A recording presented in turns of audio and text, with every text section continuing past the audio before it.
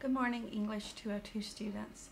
This is an explanation of how I would like for you to create your blogs. I noticed that several of you had difficulty creating a blog correctly for that first blog entry, and I don't want you to make those same mistakes the second time.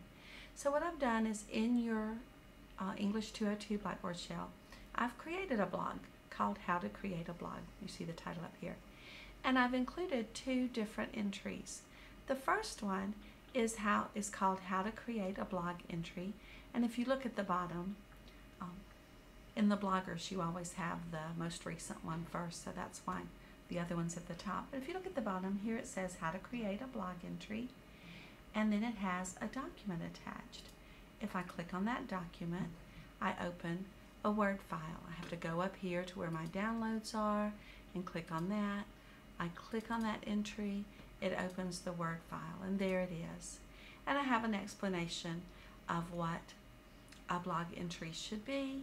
It has a link here to a picture and so forth. Now you'll notice that the reader has to go through several steps to get to that blog entry and actually leaves the blogging tool to get there. Another thing that happens is when I want to read your blogs, or you want to read the blogs of your classmates, you have to go out into Word, read those blogs, and then go back into Blackboard in order to go to the next one. So it just adds unnecessary steps. It also takes away from the dynamic quality of a blog, because a blog is by the very definition an active online writing about a person's experiences, observations, or opinions.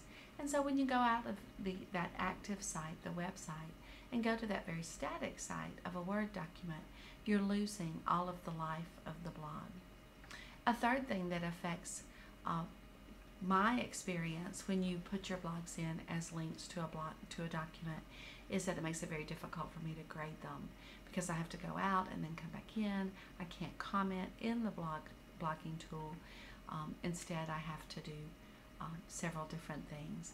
And so, and because that's just not the appropriate way to blog, because it causes more difficulty for your classmates to read your blogs, and it causes more difficulty for me to grade them, I am going to require that you create your blogs correctly, the way blogs are supposed to be created. So what I did to create this other blog is this. I clicked on Create Blog Entry, and this opened a new site. I put the title in the title page, and then I created the blog in this space, in the entry message space. Now, if you're uncomfortable writing into this space and you don't know how to edit and so forth in here, it's fine for you to write your text outside of the blogging site and then come back in and copy it and paste it into this site. When you've placed your text in here, you also can place your pictures, you can place your videos, and then your reader can see the pictures here, can watch the videos directly here by just clicking on the play button. And the reader doesn't have to come and go back and forth from the website or from the online arena to that static Word document.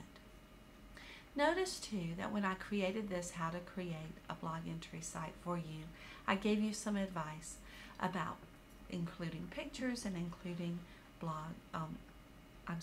including videos. And I didn't just stick a picture in, but I stuck a picture in that had a purpose, and I explained what the purpose of the picture was. When I put a video in, I told you why this video was useful to you.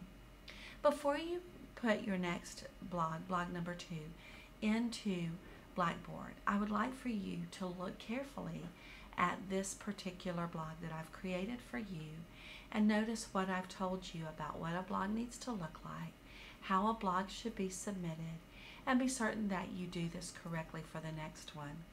Now, if you've jumped ahead a little bit and you've gone ahead and posted blog number 2 and you've blogged it and you've created it as a link, all you have to do is go back into your blog, click right here, and you'll see Edit. Click Edit and redo your blog and then resubmit.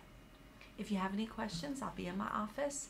My office extension is 5856, and you all have my cell, so to be sure to get in touch with me if you have any questions about what I would like for your blog to look like. Hope to see you soon, and I hope that you all do a much better job with this blog than you did with the first.